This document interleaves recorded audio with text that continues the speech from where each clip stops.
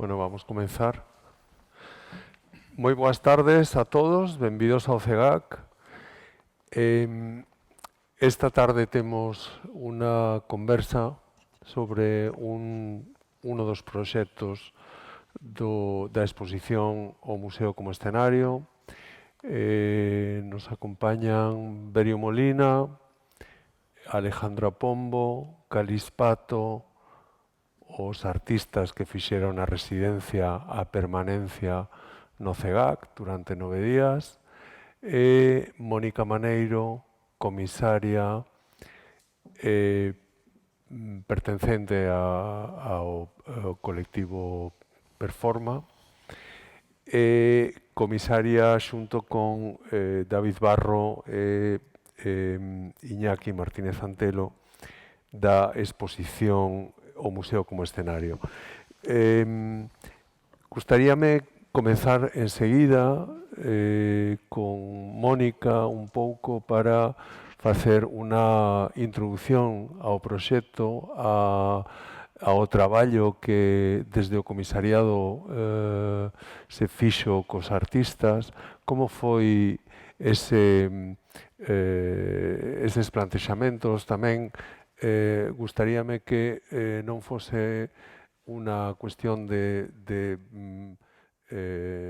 intervencións moi medidas, sino máis unha conversa como si estiveramos entre nós e non como público, que o público en realidade como nós, estamos aquí nun escenario, pero a idea é que o escenario non exista, que era tamén esa intención do proxecto. Gustaríame precisar só unha anécdota que como esa idea que xa se fixo outras veces. Marina Abramovic plantexou un proxecto con unhas condicións parecidas.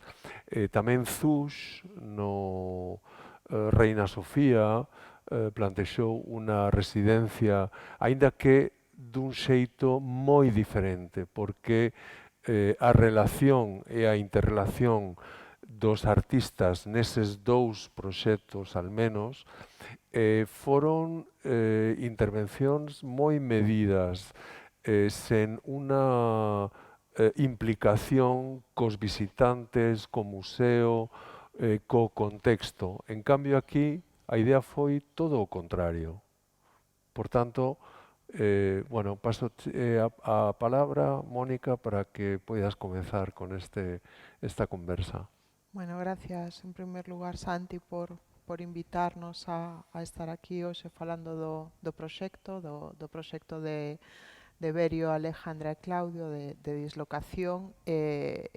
Empezamos entón falando un pouco do tema da exposición, non? A exposición que se non a bichedes aínda, podedes vela na planta baixa do museo, titúlase O Museo como Escenario.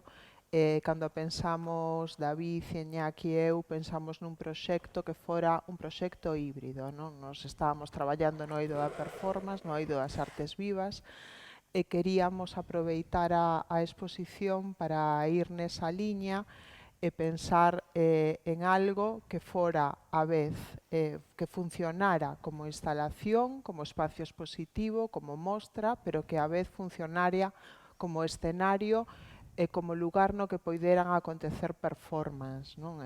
Tratábase de crear un espacio híbrido pensando nunha liña que para nós era a liña que se comezou xa nos anos 50, non? Que pensábamos en concreto nun evento moi importante que tivo lugar na Black Mountain College, no que John Cage e outra xente como Merce Cunningham, David Tudor, Rauschenberg, non? Fixeron un evento que se titulou Untitled Event, no que misturaron todo, artes escénicas, pintura, poesía, artes plásticas, música, non? E o público, ademais, estaba polo medio do espacio da escola, non tiña un lugar preubicado a hora de asistir ás cousas que ali acontecían, non? e todo sucedía dun xeito, digamos que máis orgánico e máis sorpresivo, non? E esa era a idea que nos tomamos como punto de partida un pouco para pensar estes proxectos, non? Dende o primeiro momento quixemos a tratar o espazo do museo como un espazo escénico, por eso esa división un pouco que hai agora mesmo na sala, non? Que está como partida en tres, en realidade como se accedéramos a tres escenarios diferentes, non? Unha exposición que ten os seus propios lugares, non? Cada un co seu ambiente, co seu espazo sonoro, co seu espazo visual, coa súa referencia, non?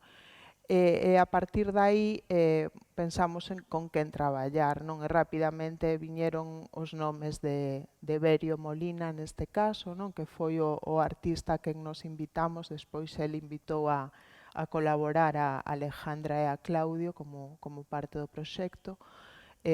Como coñecedes, bueno, a trayectoria de Berio, que é un artista plástico que ven traballando moitísimo no campo da performance en Galicia, que formou parte de algúns dos colectivos máis importantes da arte sonora no noso país e tamén en España, non? Como foron, como por exemplo Escoitar, non?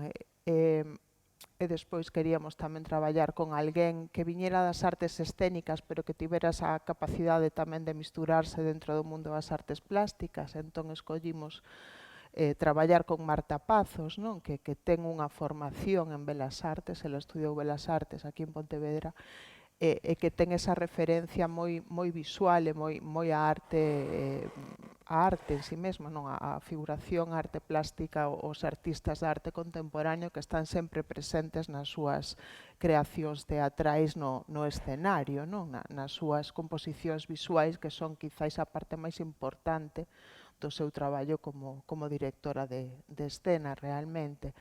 E por último, Rosana Antolí, que é unha artista de Alcoi, que xa estivo aquí contando con Marta fai unhas semanas esa parte do seu proxecto, que é unha artista que tamén ten ese carácter híbrido, que nos coñecemos dende fai moito tempo o seu traballo, que nos interesaba moito porque ela traballa dentro do campo da arte plástica, incluindo, bueno, nas súas instalacións, non? Traballa sempre con pezas escultóricas, con debuxo, con música e traballa con performers, non? Ela traballa tamén de algún xeito unha especie de coreografía que habita esas instalacións que ela crea, neste caso esta charca que creou aquí, e nos gustaba, bueno, invitala, non? Porque sabíamos que tamén iba a ser interesante a súa aportación neste sentido, non? Entón nos atopamos con que dun xeito moi orgánico xurdiron tres proxectos moi diferentes, non? O de Berio máis experimental, máis no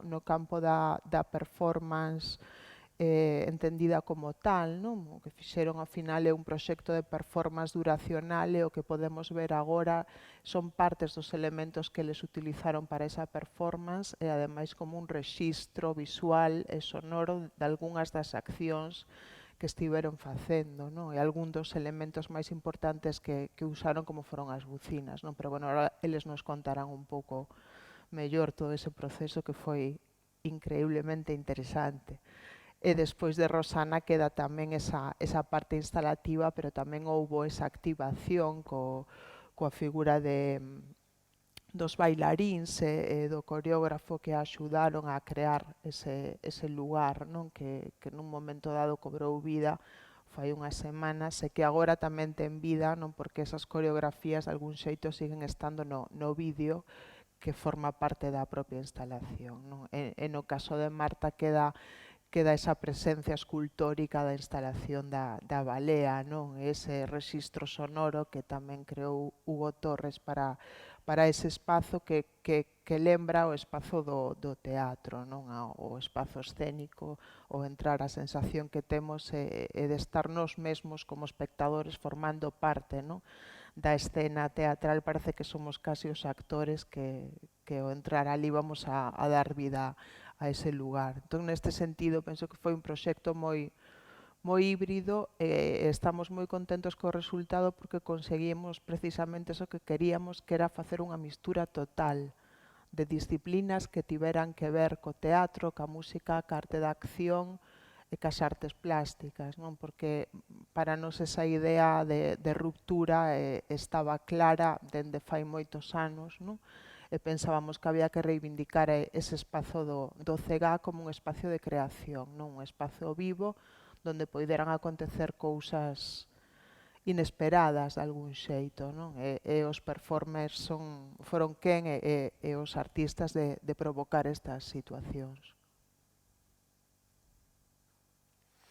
Sí, Berio, como foi a idea de poder convidar a Alejandra e a Claudio?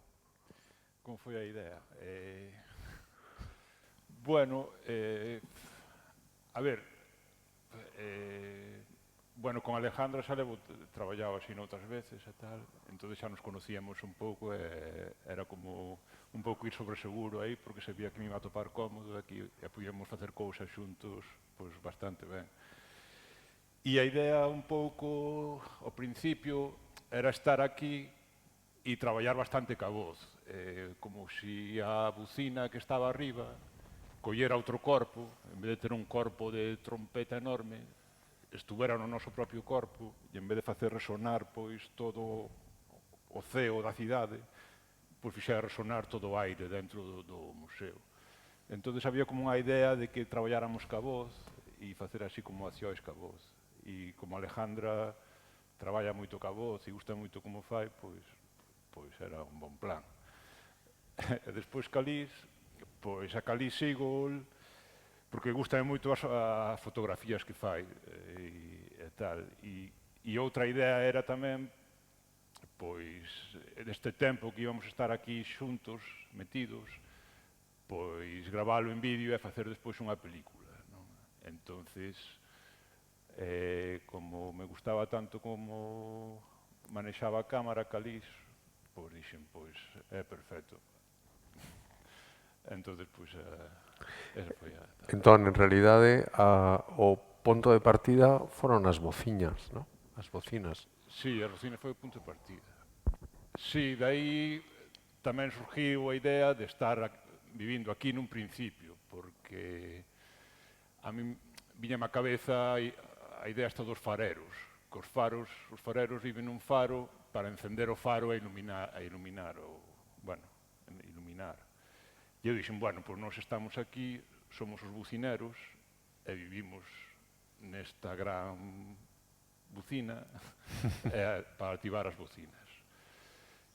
E despois, no proceso de produción, ao principio íamos facelo todo na sala, solo nesa sala. Pero no proceso, Iñaki díxome que tiñamos outra sala máis, que era a sala do lado, que ao principio non contábamos con ela. Entón aí surgiu un pouco a idea de facer unha especie de sala de ensaio ali, como se fora o noso taller. E aí foi collendo un pouco forma toda esta cousa de improvisar e de deixarnos máis levar polo que puidera pasar.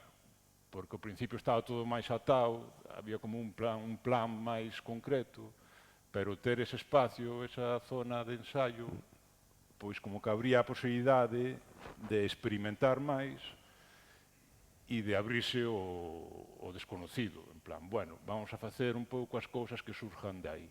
Pero tampouco estaba moi claro, era así como unha posibilidade que iba collendo forza.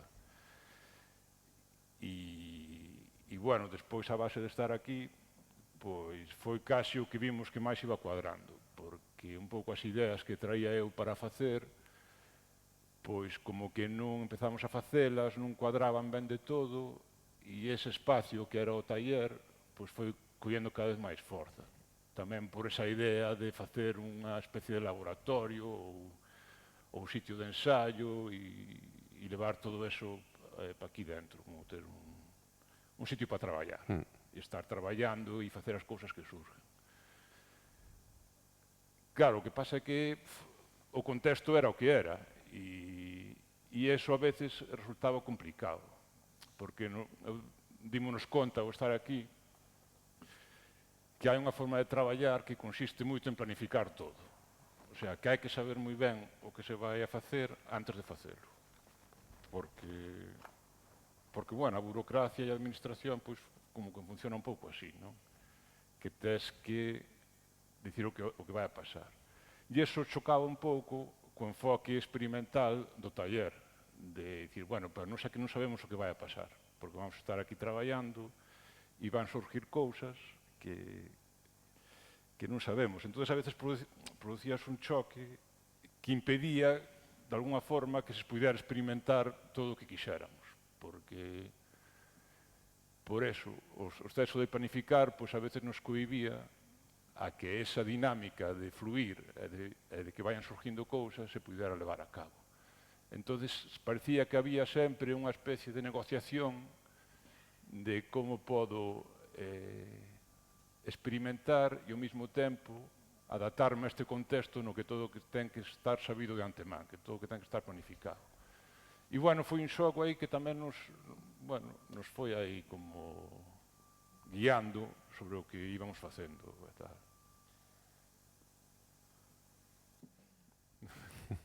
E a convivencia? Como foi a convivencia, Alejandra?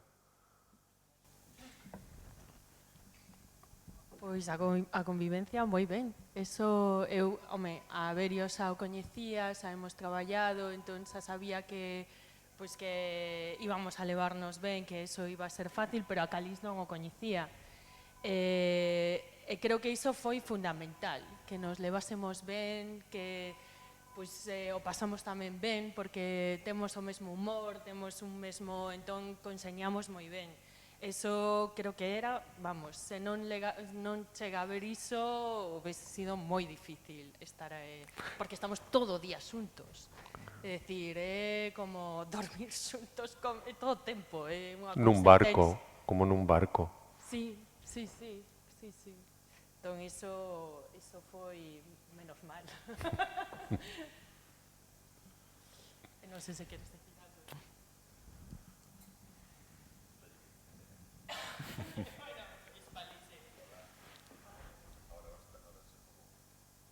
Nada, que a convivencia foi moi...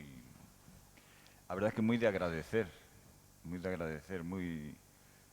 gratuita tamén, porque nos fixemos moi bons amigos e iso é algo moi importante na vida. Quizá algo menos do espazo, porque o espazo era aquela cousa cuarta, nós éramos tres. Despois había outro gran personaxe que colleu moito volumen, moita espacialidade, se espaciaba moito. Incluso comprimiu o tempo, nos comprimiu a nós, e creo que nos comprimiu os tres. Eu estou falando por min, pero creo que así foi. Entonces, tamén o espazo tuvo, todo este animal que pode denominarse o CEGAC, non? E, pero aínda así tamén nos amigamos bastante a él, sobre todo a partir do segundo ou terceiro día. Supoño que empezamos a entendelo e ele empezou a entendernos a nós. Tamén empezamos a descubrir moitas cousas. Eu deixo aí. Que cousas? Bueno, unha das cousas que descubrín é que o espacio era como unha máquina. Claro, sobre todo sentíamoslo pola noite. Cando dormíamos, ou eu sentíalo así, de repente empezabas a escutar todos os ruidos do aire acondicionado, sobre todo, e todos os ruidos que incluso son como medio fantasmales e tal. E despois, despois tamén o respiras, porque o aire acondicionado está todo o rato circulando, que non deixa de ser unha máquina, entón é como se respiraras a máquina tamén. E iso como que te pesa, é como que se carga, e que te carga un pouco. E despois, a base de ir conocendo, porque claro, como gravábamos diferentes sitios, non sei, eu acordome que me iba a gravar como os ambientes sonoros, e aí a máquina sonaba moi fuerte. E despois accedimos que xa foi como se fora como o corazón da máquina, ou vin así, que era como que vimos non me sale ahora, salme regato, o manantial que hai debaixo, e as bombas de extracción da auga. E vimos que o regato pasaba por baixo do edificio, o manantial. Entón, non sei, esa imagen de un museo que é unha bomba que extrai a auga dun manantial que pasa por baixo e de repente cobrou unha dimensión, pois eso, como unha máquina moi gorda que está todo o rato sonando, que claro, a visitas igual unha hora e non ten tanta presencia, pero o vivir aquí, pois esa máquina como que se vai apoderando un pouco de ti. Bueno, foi a sensación un pouco que tuve. A min, por exemplo, unha das cousas que me fixo reflexionar moito tamén neste tempo foi a relación co público. Porque, a ver, ao principio, para min, creo que tamén, bueno, quizás Calís estaba xa con máis enerxía xa dende o principio, que non estábamos flipando, dicendo, bueno, pero foi difícil, é dicir, que estábamos cansos, é dicir, fomos collendo enerxía cos días, pero os primeiros días non dormíamos ben, entón estábamos aí como... Entón, había algo como íbamos a plantexar as cousas que íbamos a facer, por exemplo, coa voz, como que, bueno, sí, como iba aí... Entón, eu tiña a sensación que os primeiros días íbamos un pouco, tamén porque era o fin de semana no que había as performances das outras artistas do espacio, entón había como moita xente nunha determinada hora, entón era como, vamos a facer as cousas para o público ou vamos a facer as cousas porque nós estamos neste proceso. Entón, ao principio eu sentía como que, vamos a facelo cando está o público, vamos a... Entón, iso era como algo aí que me... Porque eu entendía que este tempo iba a ser como unha residencia, non? Como que íbamos a estar aquí aproveitando o espacio e poder traballar como... dunha forma como se estás no teu estudio, non? Con esa... sen esa... sen ter esa presión de que estás facendo algo para un público, senón que estamos traballando e de alguma maneira facemos público, pero estamos na nosa historia. E creo que cos días fomos collendo como máis esa soltura, non? Que ao principio como que tes que acostumar un pouco á situación e non é tan fácil poder estar traballando e realmente ter un público aí, non? É como... E non sei, a min tamén se me cruzou esa reflexión porque o primeiro día cando chegamos, pois todos tiñamos un libro, non, para ler e tal. Fomos tamén á biblioteca, eu collín de Richard Serra, porque gústame moito, estou como nun proceso aí como moi traballando sobre el, fala nos poucos tempos que tiñamos libre, porque realmente non había case tempo libre, é dicir, increíble, pensábamos que iba a haber moitísimo tempo de aburrirnos incluso, para nada, é dicir, que foi todo super, non? Como que entre tocar as bocinas, entre facer, non sei, como que o tempo pasaba volando. Os poucos tempos que había así como un pouco para nós, para cada un, pois eu lía, pois Richard Serra falaba tamén desto do público, non? E como relaciona as súas obras co público, que el pasa olímpicamente, vamos, que el fai as súas obras que son en espacios públicos e que moitas veces pois as obras de espacios públicos están pensadas tamén como en relación pois ás persoas, non? Que están nese lugar. Richard Serra nese sentido é como que va a la obra, o que ten que facer o fai e ás veces é super violento, pero hai algo fascinante tamén niso, non?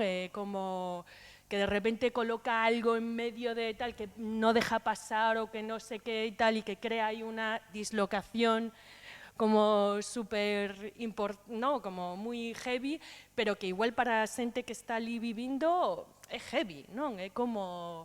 Entón, a min, esa reflexión co público é como, e aínda segue, é dicir, como que a teño aí como moi presente da experiencia que pasamos, como nos relacionamos con iso, non? É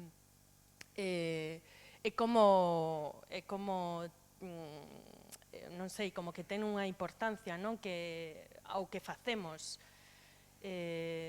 como, sí, non sei se a vos os pasou algo así, porque non o falamos tampouco iso. Bueno, de feito, cando estabades traballando e a veces entrábamos no museo, de repente estabades facendo algo cos micrófonos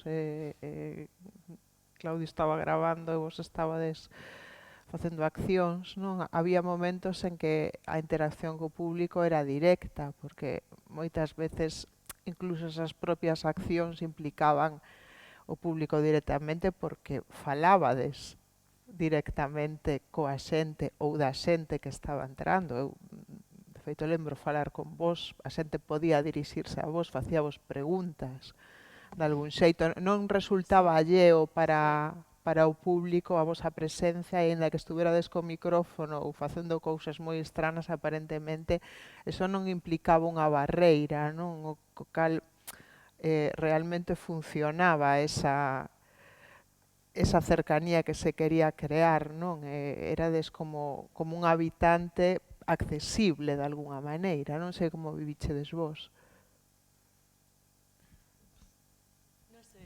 Eu en esa acción, ¿no? A que ti dis, eu cando estaba ali arriba, comecei, había algo, é dicir, cando que había como esa premisa, non? De non interactuar, pero sí como facer comentarios da xente que vai pasando e tal. Eu sentíme, foi raro, é dicir, es que hasta empezou a darme vergoña, é dicir, como que tiven que estar un rato aí, e foi curioso, porque mira que estou xa, teño como xa moitas experiencias, non? Como que non é algo que me soe dar.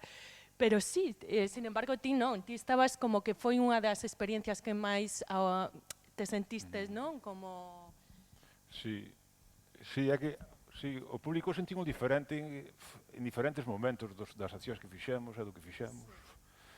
Esa sí, recordo como que hasta que me divertía aí e tal, porque de alguna forma estaba tamén metendo un pouco ca xente, igual desde un punto de vista un pouco sádico hasta me gustaba, pero despois había outras, recordo como a penúltima, que estábamos facendo o tema da voz, que bueno, Alejandra movía a boca e eu imaginaba o sonido que ela estaba sacando pola boca, e depois facíamos o revés, e depois facíamoslo co corpo. E claro, a veces tamén pasaba que tiñamos postas as cámaras de vídeo, porque como estábamos grabando todo, tal, entonces eso tamén creaba moita distancia ca xente. Habían accións nos que xa a xente vía a cámara e se producía un rechazo. E non sentíamos, mentre estábamos facendo tamén sentíamos eso. Entón eu sentía que non acababa de conectar ca acción, non conectaba ca xente, tampouco estaba conectando moito ca cámara e non fluía ben a cousa. E tal. Había noutras que, como estábamos situados no espacio igual máis lejos ou tal, a cámara non molestaba e a xente tal. A cámara deu-nos bastantes problemas aí da relación non só co público, sino tamén co personal do museo e así en general, porque marcaba moita... Bueno, non nos gusta que nos graven, basicamente. Entonces, pois, creábanos problemas, non? Sí, sí, eu tamén penso que como tampouco era algo que habíamos falado de antemán, sabes, esa cousa, como nos vamos a relacionar co público, foi algo que pois íbamos vendo, non? E cada un iba tomando decisións, pero non era algo como tiñamos unha premisa, como que, por exemplo, por eso eu creo que tive un pouco de vergoña nesa, porque non sabía se realmente teníamos que interactuar con eles, decir hola ou estar na túa cousa e non... Entón, claro, nese non sabes, estás ali, entón é cando de repente te entra a inseguridade, non? Se ti sabes o que tes que facer, xa está, pero cando hai esa... por exemplo, unha cousa que tampouco habíamos falado, como iban a ser as visitas, a xente que coñecemos, que ven o lugar, como vamos a tratar? Vamos a obviarlos ou vamos a estar aí? E ao final foi como a nosa casa, a xente viña era como se estuvésemos no salón da casa. Pero foi algo que se foi... No tempo que estivemos aí foi, pois sí, saiu así e así foi, non? Pero non o pensamos de antemán. Si, iso foi o chulo tamén do asunto, que a propia acción iba como marcando e tuvemos que adaptarnos nos á acción. Sí. E, sí. Sí, as Sí, circunstancias, ¿no? Porque realmente o espazo do museo é un espazo público todo o tempo. Por lo tanto, no estudio, hai unha certa intimidade. Hai momentos nos que uno está só e pode estar pensando, facendo alguna cousa, hai unha sensación de peche. O estudio está pechado. Pero aquí, ese espazo voso estaba sempre aberto á posibilidade que alguén puidera entrar, puidera chegar ata o fondo, puidera quedar mirando o que estaba desfacendo.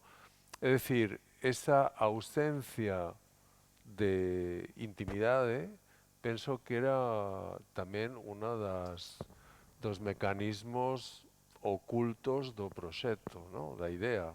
Pero bueno, hai unha cousa que intimidade, é dicir, entre nós, por eso digo que a nosa relación tiña que ser moi boa, porque entre nós non había, porque estábamos todo o tempo, pero co museo, es decir, a mí cando me propuso a primeira vez o proxecto Berio, dixen, buf, o primeiro que me imaginei era como abrir os ollos e ter público, sabes, como que te despertas pola mañá e tes aí un coro aí de xente mirándote como te estás despertando, non?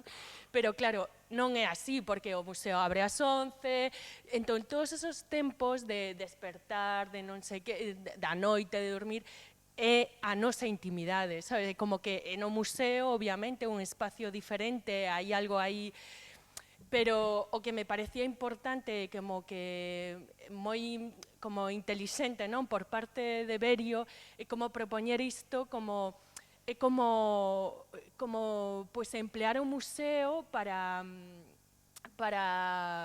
sí, como unha residencia, non? Como unha residencia de traballo. A min recórdame tamén moito, es decir, cando estaba aquí continuamente venían flashes dun proxecto que participei de Mugachuan, que un dos espacios onde estábamos era a Fundación Serralves. Claro, a arquitectura e tal, super parecida, porque é o mesmo arquitecto, é Siza, entón, moitos espacios recordaban constantemente. Tamén consistía en que estábamos ali, pero non dormíamos ali, non? Pero tamén traballando era procesual nos nosos proxectos e tiñamos acceso a todo e tiñamos...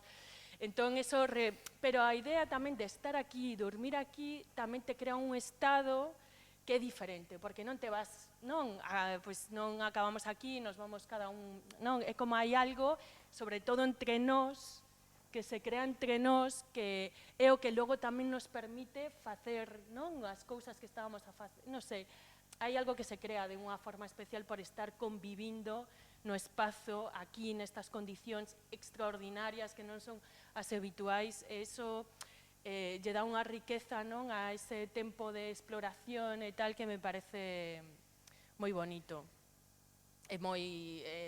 que incluso no mesmo tempo que estamos a facer as cousas, para min, non era tanto como, non me daba tanto conta como é agora que saímos e que xa podes diserir as cousas, decir, joder, que cantidad de cousas, non, han pasado e que como que empezan a hacer como mecha ahora, non, é como... E foi importante a reacción do público para vos, as diferentes reaccións do público. Supoño que había un pouco de todo, non? Despois falo da reacción do público, claro. O que dixo ahora Alejandra é así, o sea, o tempo casi que estuvemos aquí foi un tempo adaptativo, casi, por dicirlo así, non? Porque foi un tempo moi extraordinario. E sí que pouco a pouco, por exemplo, que falabades antes da... Bueno, máis que da intimidade do que son os espazos, dos espazos onde máis ben habitábamos e despois o espazo onde ensaiábades vos. Incluso pola propia disposición dos dous cuartos, un de luz natural e outro de luz non natural ou artificial, pois en sí había unha disposición de máis recollemento na zona, digamos, de traballo, ainda que de traballo era todo museo, ou todo, vamos de chamar nun museo, pois isto non é un museo, isto que é un contenedor, un centro de arte, bueno. Entonces, a zona de traballo era toda, estábamos, o que dicías ti antes, non tiñamos un minuto libre, ou sí tiñamos algún minuto libre. Por exemplo, Alexandra pa ler, Berio pa silvar e eu pa ducharme. Eu duchaba moito. Era un pouco, cando podía descansar, sobre todo das cámaras, e non sei, é que claro, nos duchábamos nunha ducha de mármore, que eso non é moi habitual para xente como a nós, claro. Pero bueno, non me vou enrollar por aí. A relación co público, supoño que, xa desde o meu punto de vista, é moi diferente a relación que tuveron Berio e Alejandra, porque eu estaba moi pendiente das máquinas, de cargalas, de que funcionaran, de, bueno, etcétera, etcétera. Entonces, a min o público, pois, non sei se para min houve público. Había xente que pasaba, pero non entendín eu moito, personalmente, como público. Mais ben como transeúntes, como, non sei como... Supoño que todo isto hai que pensalo ainda moito. Estou moi de acordo tamén co que dixo Alexandra, que isto todo vai rezumando, é como un limo que está dentro de nós, e pouco a pouco van ir saindo moitas cousas. De feito, a mí me están saindo moitas cousas, pois, casi nestes 15 días que xa saímos de aquí. Iso tamén é moi interesante porque dá prova de que a experiencia, de que a acción, de que a performance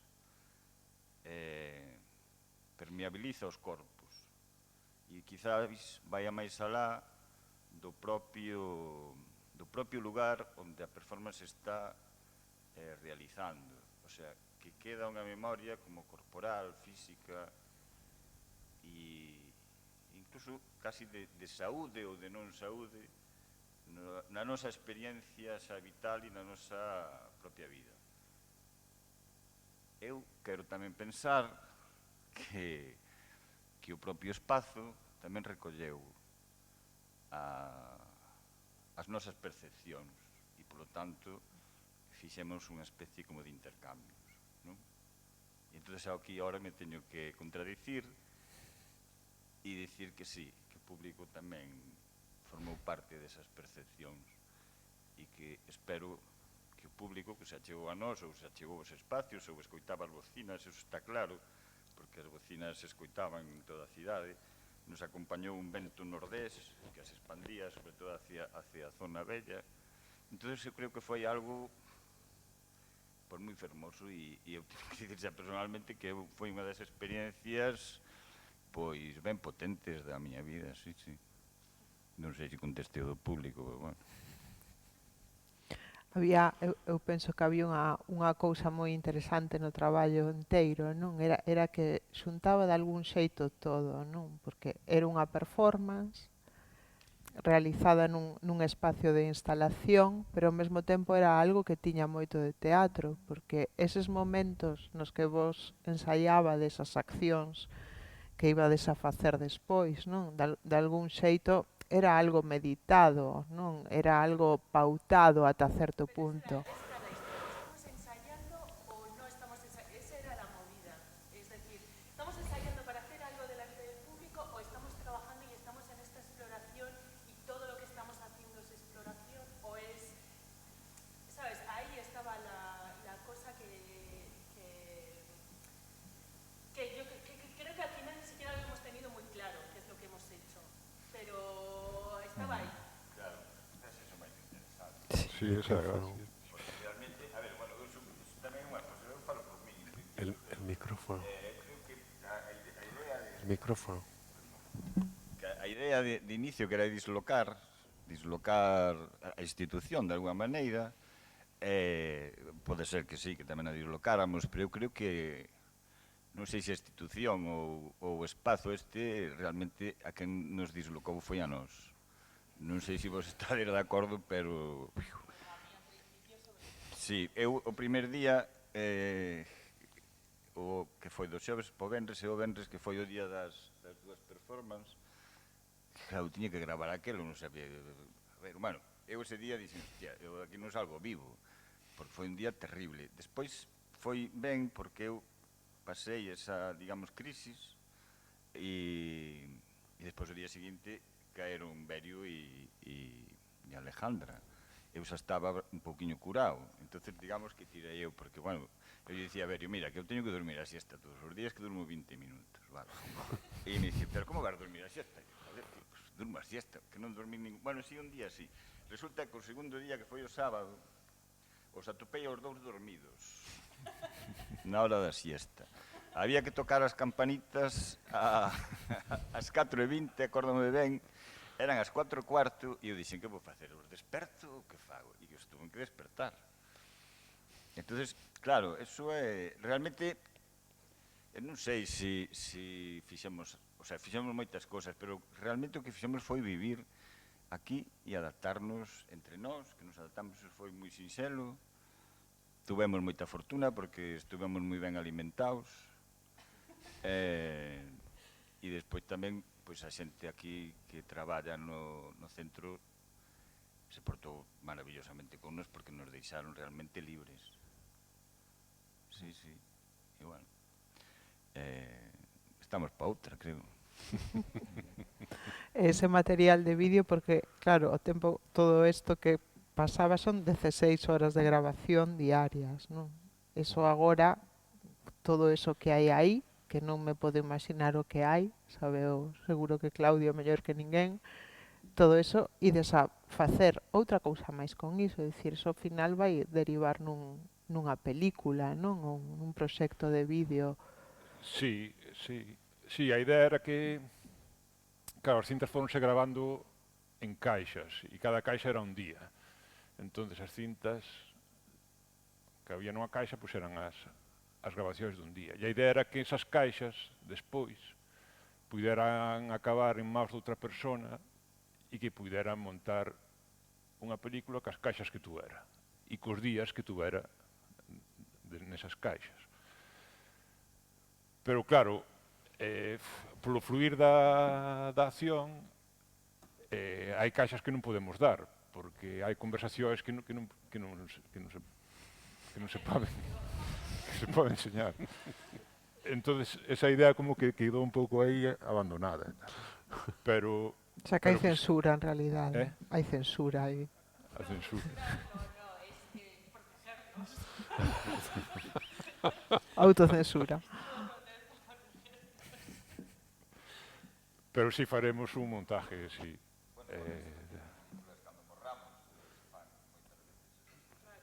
O micrófono, Caliz, perdona. Isto é unha broma, non? Cando así os grandes escritores que deixan os diarios e non llos poden ler a xente hasta que morran e pasan 40 anos ou cosas así, pois tamén poden quedar. Isto entonces sí que xa nos conecta xa non co barco, sino ca nave espacial, non? Pero bueno, porque a mellor tamén podíamos falar do que é algo que realmente é maravilloso. A verdade que eu creo que eu e Alejandra fomos moi afortunados de alguma maneira de entrar na cabeza de Berio. Quero dicir, non entramos físicamente na cabeza de Berio, pero sí nas súas ideas, porque habitamos un espazo construído por él. Daí que era un espacio magnífico, porque esas caixiñas, que son 8, que marcaban os días, cada caixa é un día, pero non é unha metáfora, que cada caixa é un día. Eso é así. E despois as camitas, e despois debaixo das camitas os armaritos, e esa mesa tan chula, e o espello móvil, que ao final non se sabía que... A señora, quen era? Ai, la cortina, verdade, Euterpe, que estuvo todo o tempo con nós, que claro, non hai 4 personaxes, hai unha infinitude de personaxes e de seres vivos. E entonces, claro, é unha cosa moi bonita, sí, sí. Que a historia da cortina é moi bonita tamén. Sí, eu penso que sí. Sí, que resultou ser mentira, porque... Bueno, a historia original era que a cortina... Eu pediña a miña mãe unhas cortinas porque necesitaba cubrir a ventá do espacio. E entón miña mãe trouxe unhas cortinas e trouxe unha precisamente na que estaba unha rapaza tocando unhas bocinas, que eran unhas flautas, que era pois a musa Euterpe esta. E dixen, ostra, pois isto venme perfecto. E dixo, bueno, pois fixo a túa tía abuela Isa, cando estuvo emigrada en Argentina, e bueno, a miña abuela, tía Isa, despois chegou a Coruña, porque era da Coruña, e deu a miña mãe para que a guardara, e tal. Entón, perfecto, porque na migración, pois, o tema este das bocinas dos barcos, pois tamén me cuadra moi ben ca historia, e é moi chulo. Pero claro, eso foi do que me contou ela foi o recordo que eu tuve, pero resulta que nin era a tía Isa, senón que era a irmá, e tampouco estuvera emigrada a Argentina, senón que nunca se fora da Coruña. Pero eu como completei a historia na miña cabeza, igual para que me cuadrara ben, bueno, foi así. Si queredes preguntar algo, igual algún de vos. Para coger el...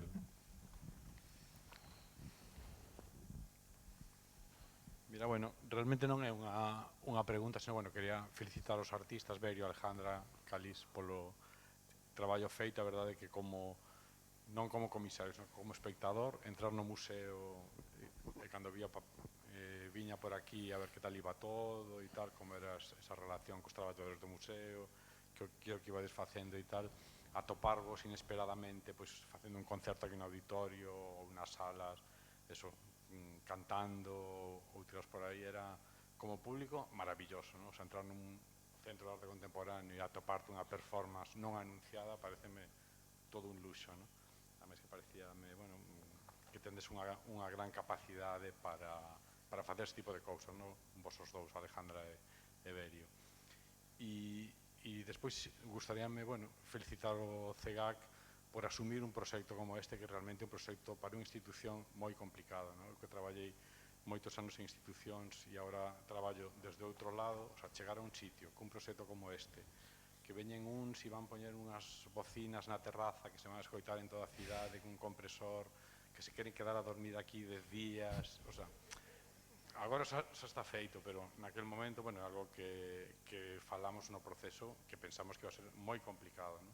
E desde o director, a xerente, a coordinación, os de montaxe, os guardias de seguridade, o sea, como acabades de dicir, pois todo foron facilidades. Obviamente, teñen que haber unhas negociacións, xa lles dixemos os artistas, e de pouco a pouco, os primeiros días tanteando, porque, bueno, non é nada fácil, o sea, para unha institución como esta, o máis fácil ante un proxecto como este é dicir que non, porque para que se van, o sea, que necesidade teñen de complicarse a vida, ¿no? Se van a protestar os veciños polo son das bociñas, se vai a haber aquí problemas no Museo de Seguridade e demais. Entón, bueno, pues eso, simplemente quería felicitarvos a todos por esto, porque realmente pareceme todo un logro, e bueno, e creo que incluso esta capacidade de adaptación que falabades antes, ¿no? Que vos adjudicamos un espacio, despois, oye, que tedes tamén este espacio, pero, bueno, unha serie de cuestións que non veñen ao caso. Entón, bueno, o sea, como utilizáchedes como plató este espacio e ao final as bociñas baixaron da terraza, están aí instaladas cos vídeos, facendo unha instalación magnífica, ¿no? E completamente inesperada. Entón, todo este objetivo de laboratorio, este proxecto, pois eu creo que, bueno, que o resultado é excepcional. Entón, bueno, parabéns a todos. Sí, a verdade é que uno dos problemas que estivemos analizando ao principio do proxecto foi precisamente o impacto do son das bocinas nos veciños, non? Na veciñanza. Como poderíamos solventar as queixas ou as posibles queixas. Porque, de feito, cada cousa que se fai no museo ten efectos moi imprevistos. Como é unha institución pública, tanto o público como os veciños poden ter prevencións ou sobre todo sentirse invadidos, molestados, etc. ¿No? De feito,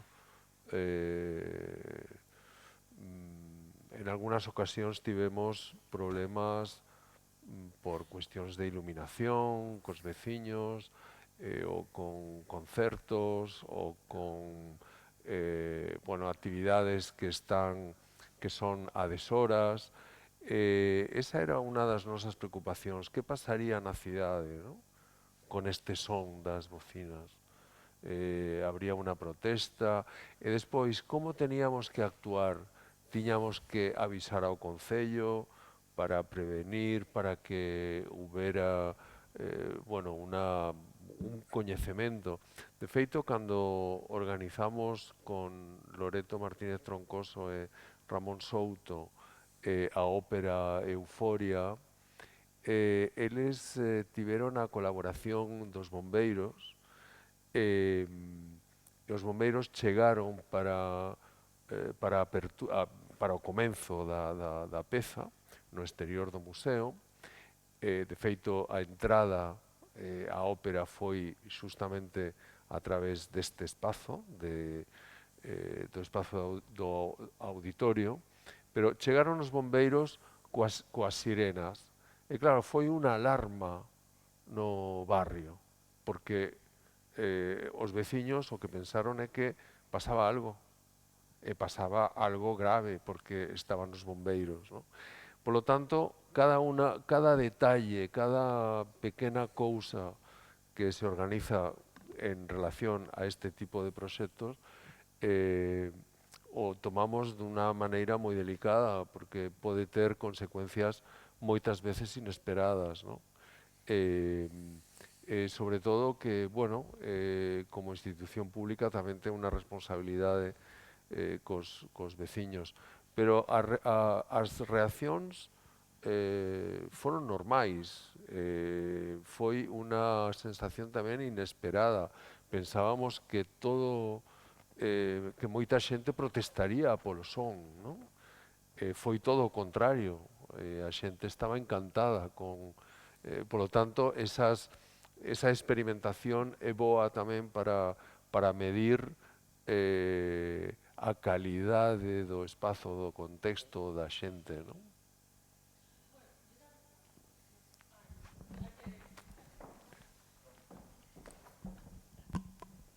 Bueno, yo también pienso que, a ver, que eso, ¿no? Que dices como as reaccións normais, pero bueno, eu creo que tamén, pois é iso, que as reaccións non se saben, ese son tamén disacordes ou non son acordes, creo que eso tamén é interesante, ¿no? É dicir que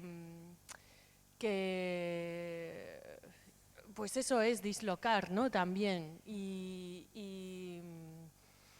a veces pues eso pues hace cuestionar cosas y bueno, a mí también esa cosa negativa, ¿no? No que todo sea fabuloso y todo el mundo esté encantado y todo. Creo que también en esa incomodidad hay algo muy interesante y pueden surgir cosas necesarias, ¿no? También. Entonces, bueno, es un riesgo y eso es lo bonito, que toméis el riesgo para esas cosas, ¿no? Que puedan ocurrir. Eso es lo que yo creo que es, no tanto ya el hecho de que la respuesta haya sido como muy tal, sino que una institución como es el Museo de Arte Contemporáneo tome esos riesgos. Sí, es una responsabilidad. E tamén é unha misión do museo poder organizar este tipo de experimentos de algún xeito, non? Por lo tanto, nese sentido, comentaba eu que a intervención de Zush no Museo Reina Sofía, creo que foi no ano 2007 ou 2008, era unha vinculación co museo, era realmente para observar o que estaba facendo, como traballaba el nun espazo concreto do museo. As interrelacións, as interaccións que ele podía facer eran mínimas, absolutamente mínimas. Neste caso,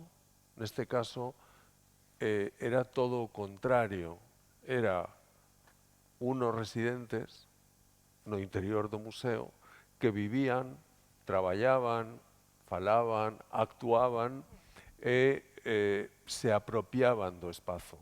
Por lo tanto, non era unha acción que o público contemplaba, sino que se atopaba con esa cousa extraña, esa situación, polo menos anómala, non? Eso era tamén un dos aspectos, entendo eu, máis interesantes do proxecto, o inesperado, non? A min, curiosamente, se me tuviese que identificar así neste tempo que estivemos aquí con alguén dos que estades aquí, son cos guardias. O sea, éramos como... Tiñamos porque eles, claro, tamén pasan as noites aquí. Claro.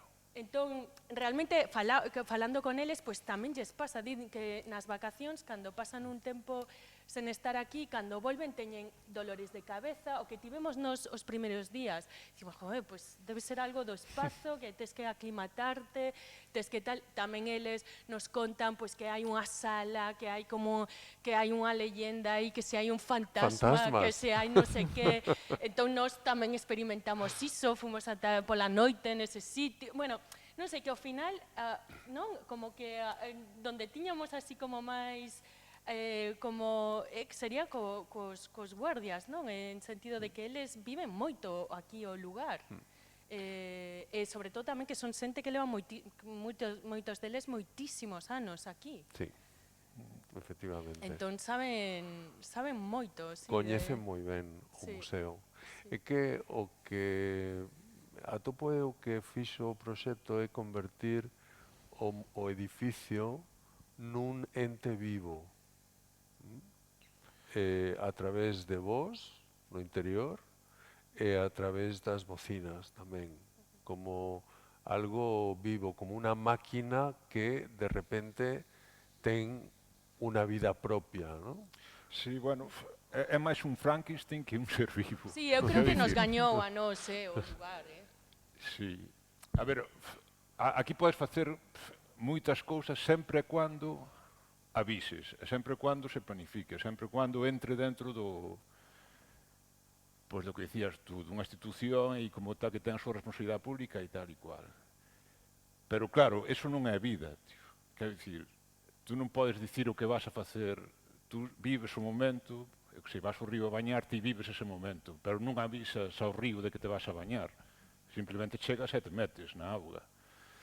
Entonces, vale, é unha simulación de vida, porque o contexto é o que é, pero é máis un Frankenstein que unha vida propia. É que sí, ten a súa gracia e sacas as cousas e eu que sei, non sacamos esas tal, pero...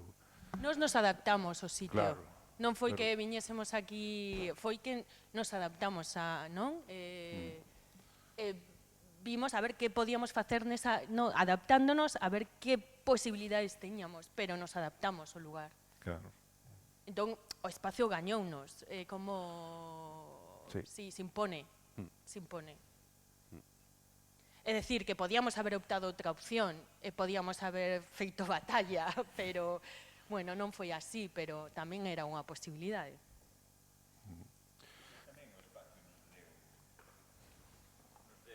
O propio espazo aporta liñas de fuga. Por exemplo, a terraza, que é unha putada que este pechada, porque realmente, e isto, claro, sería magnífico que a xente que hoita en Santiago pudera non estar media hora na terraza, pudera estar días aí, porque é increíble ese espazo.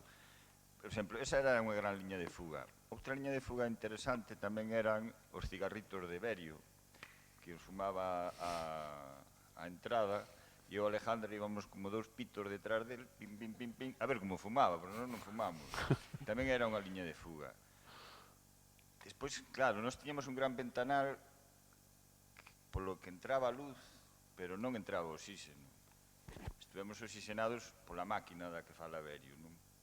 Ou polo animal do que falo eu, porque claro, cada un de nós falamos do asunto, pois un pouco así. Pero sí que tamén creo que o propio espazo daba esas alegrías.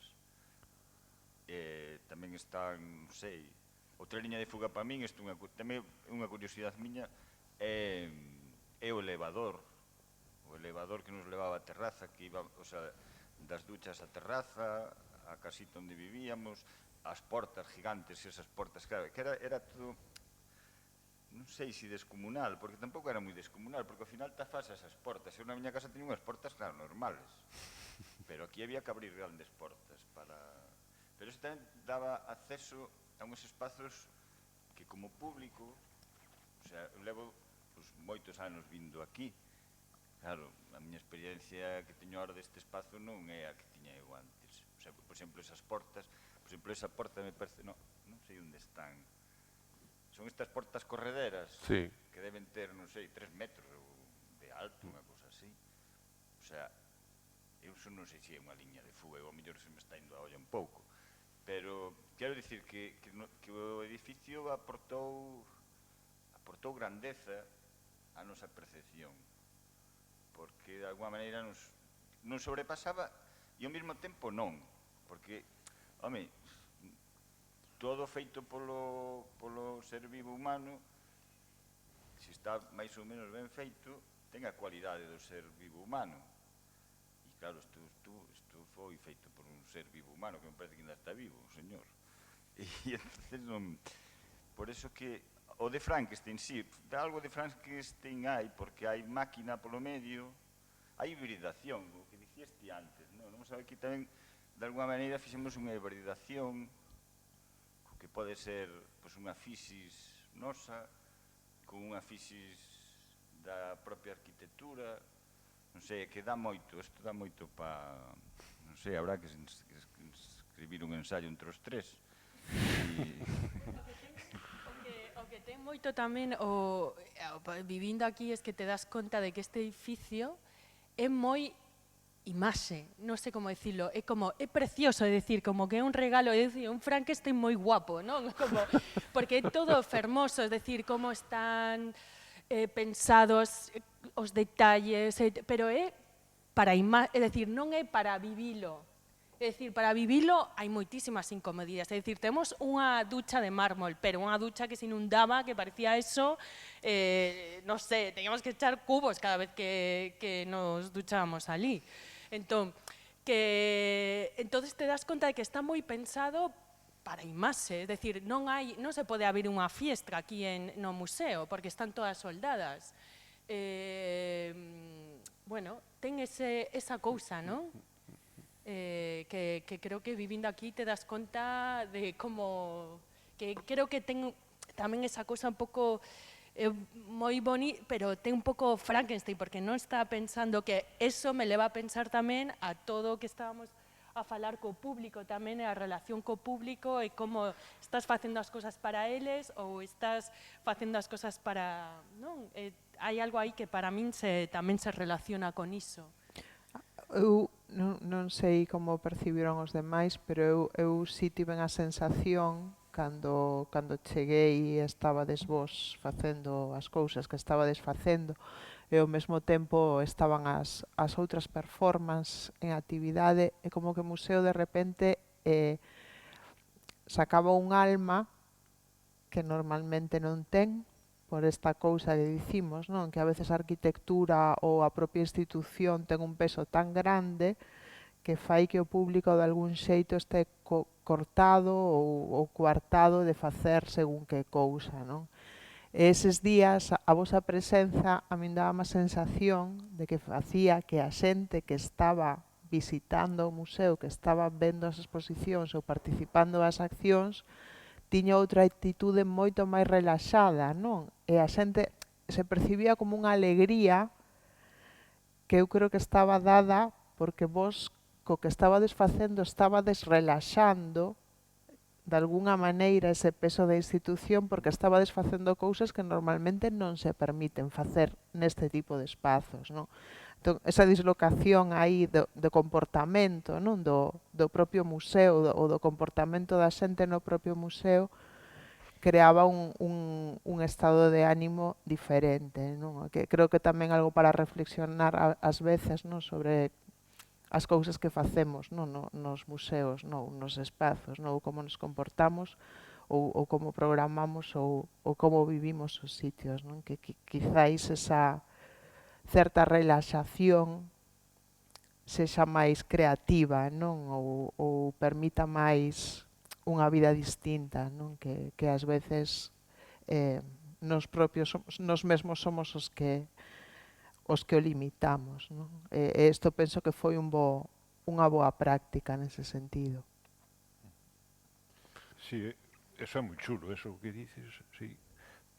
Había un momento aí que me parecía moi curioso, que era que igual estábamos aí na habitación e chegaba igual os meus pais ou alguén e igual lle servíamos unha auga ou algo, nos poñíamos aí a falar con el. E de repente, nese mesmo momento, entraba alguén desconocido e parecía que ese alguén desconocido estaba vendo o meu pai que estaba actuando, que era o performance que estaba ali e tal. E había así como unha especie de xogo de diferentes niveles que era moi chulo. Sí, Moi que ben. se creaba esa sensación. Sí, eu creo que había como ambos, porque había xente que entraba precisamente por ver esa cosa relaxada, entraba e tal, pero outras veces ven tan relaxado que isto es íntimo e se van, sabes, e nin entraban en el espacio. Creo que se producía como as dúas cousas, como, non? Que hai como esos polos aí que ao final un pouco se tocan.